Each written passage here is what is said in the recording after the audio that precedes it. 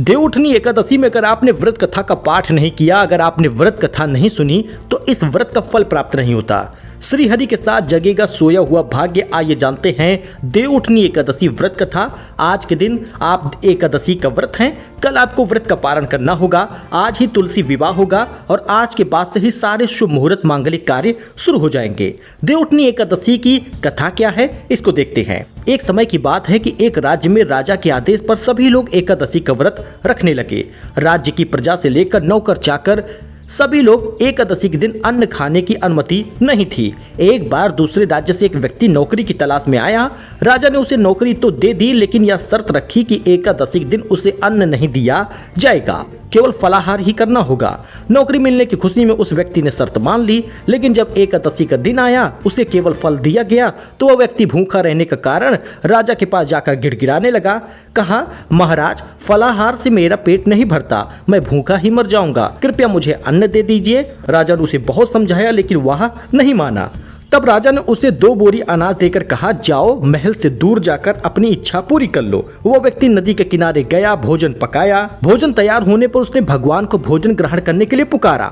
तभी पीताम्बर धारण किए हुए भगवान विष्णु चतुर्भुज रूप में प्रकट हुए। प्रेम से उनके साथ बैठकर भोजन करने लगे। भोजन के बाद भगवान विष्णु उसे अपने विमान में बिठाकर अपने धाम विष्णु लोक ले गए। यह देखकर राजा को ज्ञान हुआ कि व्रत उपवास तब तक फल नहीं देता जब तक मन पवित्र न हो। उस व्यक्ति ने भले ही नियम तोड़ा, लेकिन उसका हृदय पवित्र था। उसने भगवान को सच्चे मन से पुकारा। ऐसा माना जाता है कि जो भक्त देवउठनी एकादशी के दिन श्रद्धा पूर्वक इस कथा का पाठ करता है, उनके 100 जन्मों के पाप नष्ट होते हैं, साथ ही घर में सुख शांति बनी रहती है। इसलिए आपसे यही आशा करते हैं कि आप एकादशी का जो व्रत कथा पढ़े हैं, आपने जो एकादशी की कथा सुनी, उसमें आपका मन लगा हो। एकादशी का अगर आज आप व्रत हैं तो खाने पीने पे ज्यादा ध्यान न देकर भगवान की भावना में, भगवान के मंत्रों में, पूजा में मन लगाइए। ओम नमो भगवते वासुदेवाय कमेंट में जरूर लिखिए। एकादशी आपका फलित तभी होगा जब आपका मन साफ होगा, आपकी भावना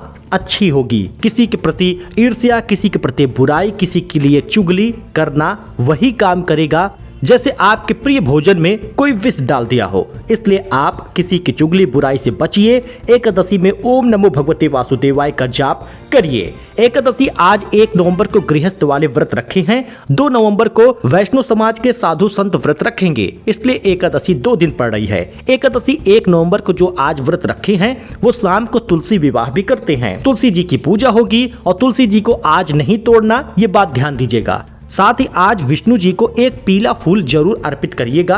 भगवान विष्णु के सामने सिर झुकाकर नमन करिएगा। बहुत सारे लोग बहुत तरीके की पूजा करते हैं, बहुत सारे लोग से भगवान के सामने अपने शीश झुका लेते हैं। भावना जैसी रहेगी वैसा फल प्राप्त होता है। इसलिए आप एकादशी व्रत कथा पाठ अच्छे से करें। इस कथा को एक बार और अच्छे से सुन ले। मिलते नए अपडेट में एक नई जानकारी के साथ। आपकी एकादशी का व्रत खूब फले, खूब फूले। मिलते नए अपडेट में। धन्यवाद।